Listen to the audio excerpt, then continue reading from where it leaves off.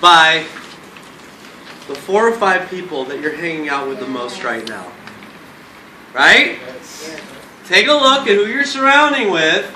You surround yourself with. Do you want that lifestyle? Do you want that mindset? Do you want that bank account? Because you are the average of those people you hang out with the most, like it or not. So in this business, oftentimes we have to really, really consciously think about who we're hanging out with, who we're allowing to rent space in our head. Right? And I would submit to you that many of us, we're hanging out with the wrong people. That doesn't mean you can't be friends. Doesn't mean you can't be friends. Doesn't mean they're a bad person. It just means that you are on a different trajectory as they are. Sometimes it's not easy. There's feelings involved, there's emotions. But if you want to break out and you want to step away from the 97%, you got to start hanging out with the 3%. There's no ifs, ands, or buts about it because, and I always find this to be interesting, how many of you have been rejected in Yoli? Rejected. Every single hand should go up. Because if they're not, that's not normal. You're not normal. Right? You're not normal. I want you to think about, this is what I want you to think about. The vast majority of people, and these are some statistics that I've learned, 76% of the population feels like their finances are out of control. 61, I quoted the wrong term, it's actually 61% of the population in the United States is living paycheck to paycheck. The vast majority of people out there have less than $25,000 in savings.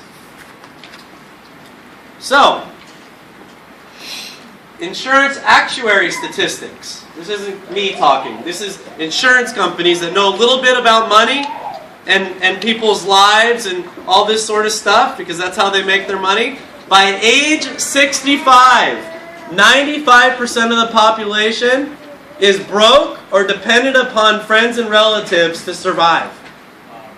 Okay, so that means that anywhere between 6 to 7 to 8 out of 10 people that say no to your opportunity are either facing financial ruin or headed there. So why in the world would you let them rent space in your head? Why do you give a you-know-what they say or do? It doesn't matter. Because they're headed off a cliff. And the worst part about it is they're marching towards this cliff, and even though you say, no, go the other way, they say, but wait, 97 out of 100 people, they're going this way, so I can't turn around. You laugh because you know it's true. You laugh because you know it's true. So I'm asking you to step away from the 97%. If they say no, use it as fertilizer. Right? Don't let it douse your flames. Let it push you forward.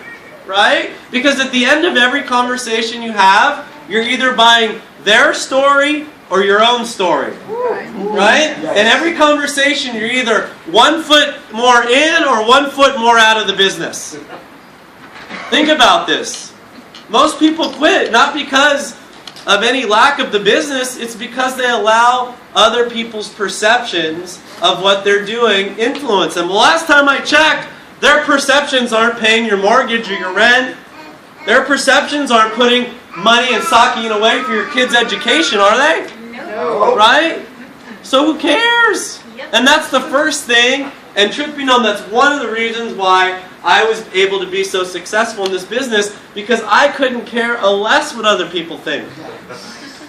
Think about this. I was reading, how many of you have been to Pompeii? Anybody been to Pompeii in Italy? Anybody know the story of Pompeii? Right? Mount Vesuvius came and literally, destroyed Pompeii within moments. And if you go visit there, because of the volcanic ash, you can actually see the people's faces frozen in time. I kid you not. Women shielding their kids from the oncoming volcanic ash, and you can see absolutely fascinating. And so I became just really fascinated with this whole Pompeii. It blew me away. One of the most incredible experiences I've ever had in my life. And so I bought a book recently on Pompeii. It was a fictional book, but it was pretty accurate. And it wasn't a self-development book, but there was a statement in that book that really hit me between the eyes. And I said, ooh, that is it. If I can encapsulate what separates those people who are successful in this business from those who are not, it's this one thing. And basically, the quote went like this. And this is not meant in a derogatory way, because most people are followers before they're leaders, right? You've got to be a good follower before you're a good leader. I'm still a follower in many ways, right? So this was the statement. It said that most people are followers, so whomever has the strongest sense of purpose always wins in the end. Most people are followers, so whoever has the strongest sense of purpose is always going to win. What does that mean? It means that other people are looking for a leader to follow. Think about this. They don't wake up one day and say, oh, I'm going to join Yoli, or I'm going to join the Better Body System or the Better Body Company. No. They're looking to follow you. They're looking for someone who has a clarity. They're looking for someone that what? Knows where they're going. It's as simple as that. Think about that. So part of what today is, and oftentimes what separates the winners from the people that don't make it in this business is the people that are able to get through what we call you've got your warm market, right? And then you've got your cold market, right? So what's your warm market? Friends, family, relatives, right? Now, even though that's where you want to start, would you agree that's one of the most difficult places? Yes. How many of you have gotten rejected by your warm market? Welcome to the club. Give yourselves a pat on the back. Give yourself a round of applause. I remember the first time I went to my aunt, I thought for sure multimillionaires, they're in. Oh my God, you went to Stanford University and you're doing one of these things. What are you doing? You're wasting your life. What just happened here? Seriously, and until you get slapped around, you're not in the business yet, all right? You're no longer a virgin after that happens. Okay? All right. So what I notice is the people that have the ability to get through your warm market as quickly as you can. If you can survive that process, you're going to make it in this business. You are. Because we all have that, we all have that uncle who has all the answers and none of the money, right? Remember, 61% living paycheck to paycheck, 76% finances out of control, 95% broke or relying on friends and relatives once they're 65 or older. Now I know that's not going to happen to any one of us in here. No. But outside there, when they tell you no, just remember, just when they say no, just think of a big 97% above their head. How's that? When they say no, put a big 97%. When you're part of the 97%. Yep. Right? Very, very simple. Because the worst thing that happens to you in this business is they don't say no to you. They say no to themselves. They say no to their own dreams. You see, this is not a business of closing. This is not, in sales, sales, ABCs, always be closing. That's like the 1970s, Give me a break. This is a business of what? Opening people up to dreaming again. That's all this is. It's a business of opening people up. And so many people are shut like a clam. And there's nothing you can do for them. The only thing you can do for them is to inspire them. You can't push them or cajole them or beg them. How many of you have tried the begging? Oh, I've tried the begging. Please, Angel, please, if you come into my business, I'll be saved. Well, you laugh because that's how a lot of us feel. Because we feel like our success is dependent upon what other people do. Right? That's not what Emerson and Leslie do. They said, the hell with the 97%. Yeah. I'm going to keep doing BBPs after BBPs after BBPs after BBPs until I find my 3%. It's really that simple. And that's why we come to these events, because we've got to elevate our mindset. We've got to elevate it once you get outside of these doors, and you've got to find a way to maintain that level every single day. And wherever you are right now is where you're at, right? We all start as a white belt, right? The goal is to go black belt, okay? Now, when I got started, I was a white belt. Everybody starts the same way. In fact, I didn't really start making money, truth be known, in this business until I was about 5 years in. Okay, so if you think, oh, I've been doing this thing for 6 months and where's my paycheck? Come on, let's get real here. You can't expect to make $10,000 a month or $10,000 a week like some of the people in this room are doing overnight. You've got to go through the same process that everybody else goes through, right? And you've got to embrace where you are, because this was one of the hardest things for me to hear when I got started. When I got started, I was 24 years old, and my mentor said this. He said, whatever you're making right now is exactly what you're worth. Holy crap. I was like, hey, I'm living at home with my mom. I don't got nickels to rub together. I mean, believe me, when I say going, how many of you are familiar with giving your credit card and crossing your fingers behind your back when it goes through, right? They didn't teach me how to balance my checkbook in school, right? How many of you could use some help with that right now? Believe me, back then, you know how much long distance was? A minute? 25 cents. A minute. A minute. So if you have a conversation for 45 minutes and you're broke, and that person hangs up on you or doesn't join your opportunity, that hurts. But let me tell you what hurts even more. When the phone company shuts your phone off and you're in network marketing. Oh yeah. And you don't have money to go turn it back on. So you start making excuses. Oh, the hurricane. I live in Miami, so I knocked the thing out. Oh, there's been a hurricane in 2 months. I know, but man, that phone company, they're really... I mean, trust me, it was brutal. It was brutal, but I had to go through that to become... You've got to run your own race. And so many of us suffer from the disease. It's called comparatitis. How many of you suffer from comparatitis right now? You're comparing yourself to Emerson and Leslie or Angel or Eugene or Kinau, but what you don't know is what they had to go through to get to where they are today. And this is really true. Because I played the comparison game, and that's the worst thing you can do, because what you're doing, unbeknownst to you, is you're comparing yourself to their highlight reel. You're comparing them walking across the stage, getting their diamond trophy. You don't see them in tears, You don't see them when nobody showed up at their BBP. You don't see the bank account that they have to deal with, and the creditors, and all the different lows that they had to go through to create the success. So run your own race. And here's the most powerful thing that I learned.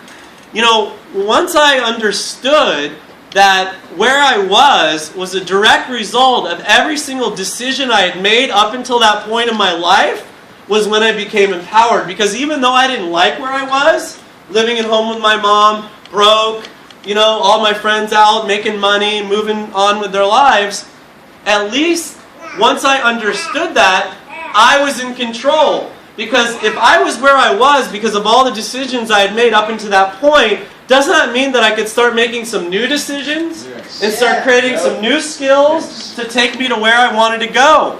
So even though it was very disempowering to hear that I was worth exactly what I was making, which was zero, it was also very empowering because I saw how I could start making different decisions. I could start listening to different people. And so what I did was, I shared with you, I dated myself. I had a Sony Walkman with these little things called cassettes. And I would put on my headphones and my rollerblades, and every day I had a little recording device that I could hook up to my phone, and I would record the conference calls. How many of you listen to the Monday night calls? Yes. Okay, so that's what I would do. I would listen to the equivalent of the Monday night call. I would record it, and I would also, by my first CD set was by Tony Robbins. It was called Personal Power. How many of you listen to Personal Power?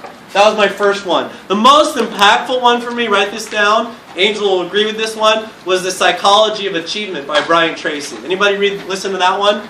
That one was powerful. So anyways, every afternoon, when I realized that everything started with the space between my ears, I started filling my mind with positive information. I turned off the electronic income reducer, the TV, right? And I would literally put on my rollerblades, my Walkman, and I would rollerblade around the park for an hour every single day. And when I was driving, what I did is to generate leads, because I was 24, I didn't have much of a warm market. I'd call people, oh my God, we're going to make a lot of money. Like, money? What the hell are you doing? You don't have two nickels to rub together. I'm going to listen to you to make money, right? So I started to have to really start from ground zero, because even a great institution like Stanford University, they don't teach you how to think. They don't teach positive, anything like that. I was not, naturally a positive thinker. And so I started filling my mind every single day. Every night, to get leads, I would drive around in my beat-up Celica with the red rims, because that's how we rolled in Miami. They weren't the spinners, but they were the red. And I had my boom box in the back. And so what I would do is, to my traveling university, I would listen to my audio cassettes, and whether it was in the park, or I would, at midnight, and listen to this, I would do it at midnight, because what I would do is I would go to all the gas stations. Back then they had these things called payphones. You see one in the museum? So I used to put my little tear sheets up, it was like part-time, 500 to 2,000 a month, full-time, 3 to 4,000, whatever. And I had a little tear sheet, call me and my number, and I would go at midnight, because there was not many people around at midnight, and I would go, I had my little route, and I would put them up at all the payphones. And I would get my phone ringing. I'd get my phone ringing every single day. I have new people. So I built my business from scratch. I would put little flyers on cars in the parking lot. I would go to the conventions, and I wouldn't get a booth. I would go talk to all the vendors, right? Don't get a booth and wait for them to come to you. You go to them. So I was just doing whatever I could to get my business going, because those are the cards I was dealt. So those are the cards that I had to deal with, right? Yeah. So many of you have, the cards that you've been dealt, and you've got some people on your team, right? And there's how many cards in every stack of cards, right? 52. And there's always the couple jokers, right? Like Kinal in the back. But we don't count them, right? There's 52. And so we've got people on our team, and, the challenges that we face is, a lot of them, it doesn't, mean that they're not going to become a jack or a king, or some of them are just queens because they think they're a queen. But a king or an ace, and they might be a queen to, their husband, they're not a queen in the business yet, right? So what we do is they're a 2 or 3 or 4 or 5, and we try to cross it out and say, oh, I got me a king. And we cross it out and we make it into a king. That doesn't happen. That doesn't happen. You got to work where you are. And if you have nobody on your team right now, that's okay. That's an opportunity. You got how many people live, in San Diego? What's the population? 1.3 million. 1.5, 1.3, 1.5 million in San Diego alone? Are you kidding me? And I know you can't find anybody. You can't find anybody. I can't find anybody. I wake up in the morning, I never leave my house. That's why I can't find anybody. There are people everywhere. And it's so easy to talk to people. Give somebody let me give you a little quick hint about this. Smile. Give them a compliment. Inform them. 2 times a day. Not 3 times a day, not 10 times a day, not 20 times a day. 2 times a day. Form someone. Get out of your comfort zone. Right? Don't tell me you can't find somebody. We have these little things called sample packs. Have you ever tried one? Passion, truth, fun, right? How many of you, who has one of those little see-through Yoli little, let me see one. Take one out so everybody sees this. Hold it up. Everybody should have one of these. Hold one up if you got one. Hold one up. See what this looks like? Awesome. Check this out. See this thing? Take this thing with you everywhere you go. How much do these cost? I'm gonna have these start sending to the conference. A few dollars? Yeah. Okay. And these are colorful, right? Everywhere you go, put them on the table. Put them on the table. What happens when you put it on the table? What is that? Don't you want people to ask you what is that every single day? Yeah. Packets. How much do these cost you? How much is each one? 99 cents. 99 cents. So, everybody should be on an auto ship of packets. Passion, truth, fun. Have your packets with you. Imagine, you got a team of 100, let's say you got a team of 10 people, right? And everybody passes 2 out a day. How many is that a day? 20. How many is that a month? 20 times 30. We got some good mathematicians in here, huh? See, you know what? It's a good thing you don't need to be good at math to be good at this business. Woo! Now you got 100 people each passing out 2 a day. Think about the compounding nature. It's all about leverage. But listen, if you're not doing it yourself, how are you going to expect somebody on your team to do something you're not willing to do yourself?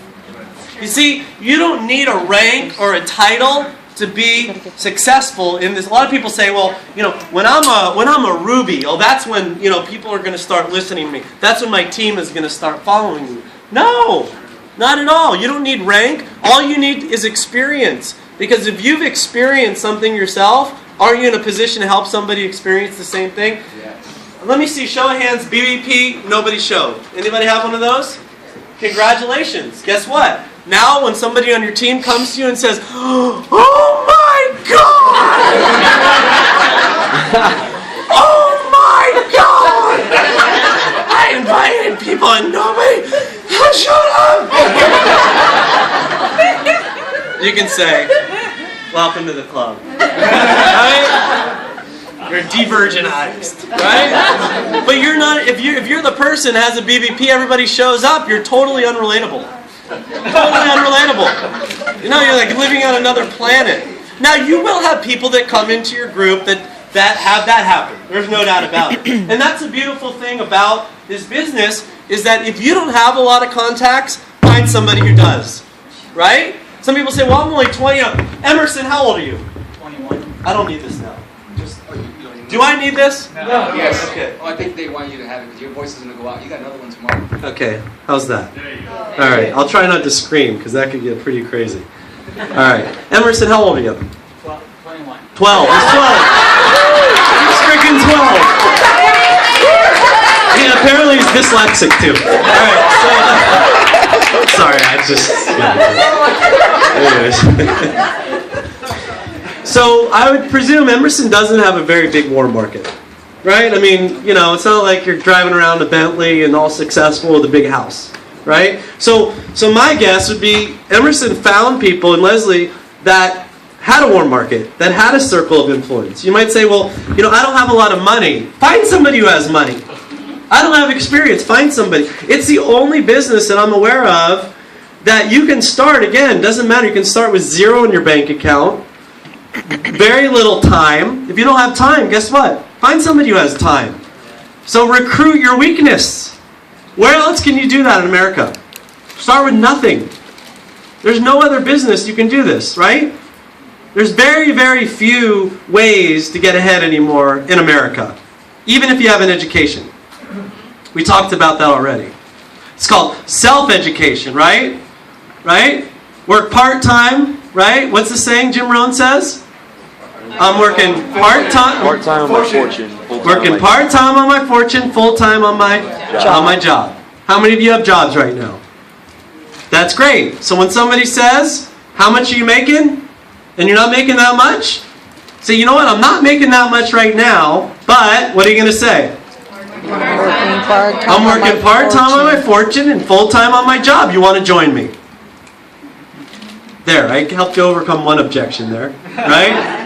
I told you, I got other ones too. I'm going to leak out a few of them as we go. All right, so this was the other thing. This is my first memories of network marketing when I would go. I heard this time and time again. Ready? For things to change, you have to change. For things to get better, You have to get better. it's simple. For things to change, you got to change. For things to get better, you got to get better. That's the beautiful thing about America. That's not necessarily true in India. That's not necessarily true in Iran. In fact, you could get arrested for hosting a BBP in Iran. True story. You get arrested for hosting a BBP in China, in certain places. And we want to cry because nobody showed up at ours? Think about it. Put it in perspective. Sometimes a little perspective is healthy. Think about where we are in the United States of America, right? Land of the free, home of the brave. Got to be brave though, right? Can't be meek. You got to go out there and you got to get it. You know, a lot of our success stories, and in fact, most of the millionaires in this country weren't born in this country. Where were they born? Somewhere else, right? Because what most Americans don't realize, they haven't read the Constitution, right? Declaration of Independence. It doesn't say you're entitled to happiness, does it? What does it say? The pursuit of happiness. 97% need to be reminded of that, right? See, a lot of people in America, we have this entitlement mentality, don't we? We got this entitlement mentality. Try talking to Chris Medina about that. Everybody know Chris Medina's story? Anybody not know Chris Medina's story? I'm going to share it with you real quick. So Chris is a dear friend of mine. He was our third Blue Diamond in Yoli. The fourth one should be showing up any moment here. By the way, when Ronnie, if and when he shows up, we're going to give him a huge round of applause because he's our newest Blue Diamond. It's pretty awesome. And I think he's showing up today. But, you know, Chris is a dear friend of mine. We met in a previous company. And he didn't really make any money in that company. He's from the Philippines. I mean, from the Philippines. Lots of people in the Philippines. So, you know, I had a chance to hang out with Chris. We travel a lot together. We room together and get to know somebody real well. And, you know, when Chris was growing up, many of you know this, I mean, he grew up with no money, sleeping on the floor. You know, oftentimes his family didn't even have food to eat, and so they'd go to the next house. If they had food, they could eat. Maybe they didn't have food, they go to the next house. That's how it was.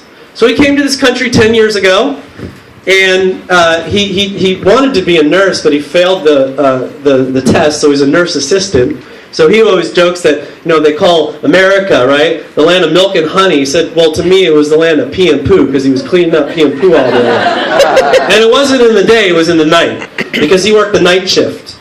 And one night I was driving home with Chris after a BBP in Jacksonville, and he said, you know, Corey, there are many nights that I would be driving home at 4 or 5 in the morning, and only by the praise of God am I still alive here today, because not just myself, but my wife Rose would fall asleep at the wheel.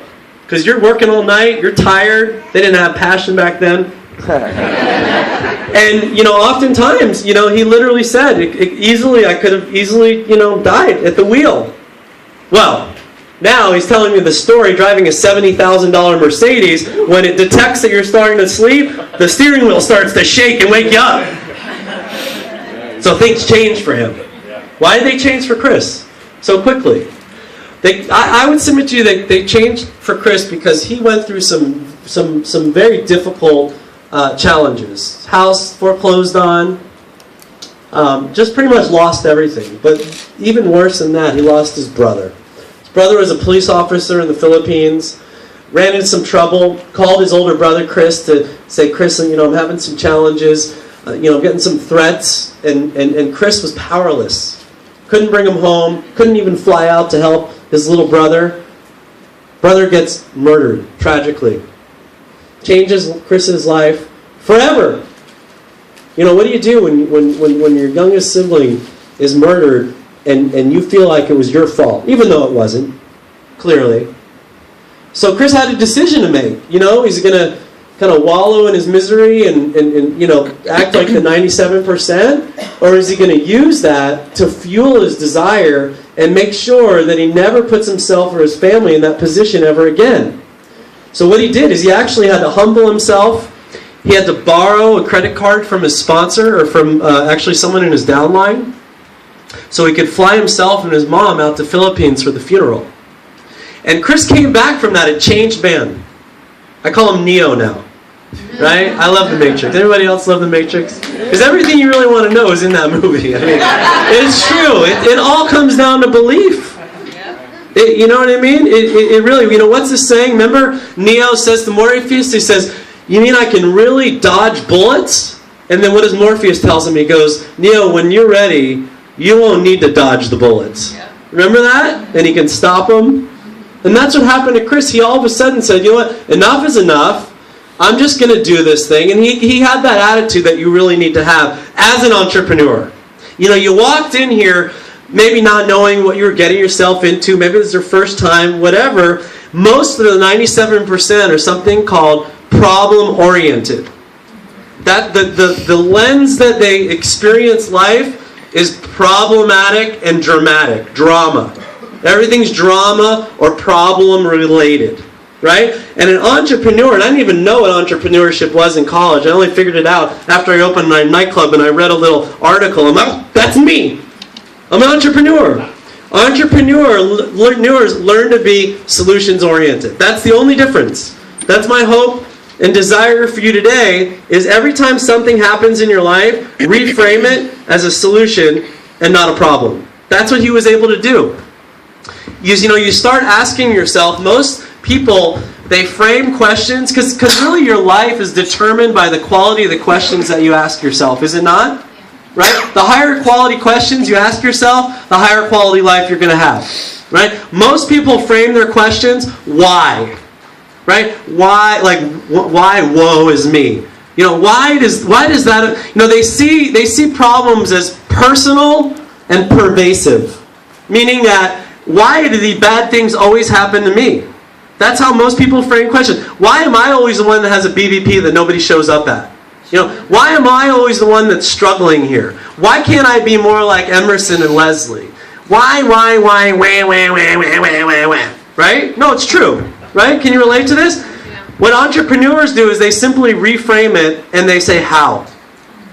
So by simply reframing every single thing that happens to you in your life from a why to a how, you can start empowering yourself, and more importantly, you can start empowering other people. And that's where the real magic takes place. Think about this. Most people are like weather vanes, or they're like tumbleweeds. They kind of tumble in whichever way the wind happens to be blowing that day, right? You want to be a lighthouse. There's a big difference, right? You want to be the person that when people come to you with their problems, you help them with a solution. Because if you feed into that drama and you say, oh, you think that's bad? Let me tell you about my BVP. You invited 10 didn't show up, I invited 30 didn't show up. You know what I mean? And you get in like a pissing contest about whose life is worse. No, how many of you know people like this? Every freaking conversation. Think about it. I'm telling you, don't sign up for that class. Don't talk to these people. Ignore it. Don't feed their fire. Do them a favor. See, if you're the person that all of a sudden you start talking differently, you start acting differently, because before they called you and you're like, I know, it sucks, I know, same thing happened to me, let's go get a beer. That's how most people deal with it. If instead you say, something like, okay, that happened, what are we going to do about it? Let's figure out a solution. Let's figure out a solution. You don't have to do this by yourself. Let's do this together. Let's figure out a way to do this together. You and me. I got your back. Because remember, they're going to borrow your belief before they have their own. Most people lack belief. And your belief, write this down, is your thermometer of success. Is it not? Your belief is your thermometer of success. Your belief in yourself, if you lack belief in yourself, how are other people going to believe in you? If you lack belief in the products, how are other people going to believe in the products? If you lack belief in the company, how are other